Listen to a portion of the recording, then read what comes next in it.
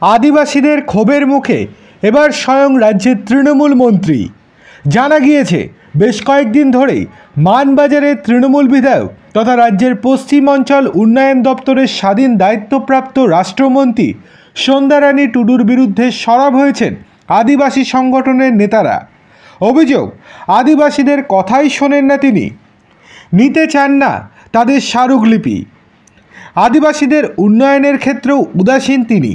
এরপরই তাকে ঘিরে বিক্ষোভ দেখান আদিবাসীরা।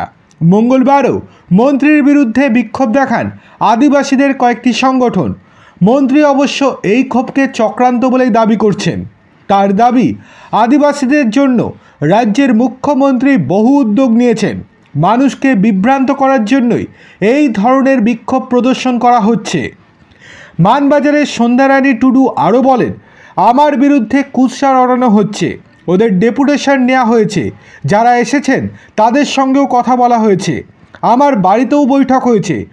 আসলে ওরা আদিবাসী সমাজকে ভুল পথে পরিচালিত করার চেষ্টা করছে।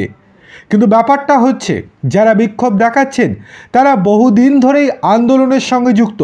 তারা জানাচ্ছেন আমাদের এলাকাতে এবং আমাদের আদিবাসী সম্প্রদায়ের জন্য কিছুই করেননি মন্ত্রীমশাই, করেছেন শুধুমাত্র নিজের জন্য এবং দলের স্বার্থেই। আমাদের দিকে একটুও নজর দেননি।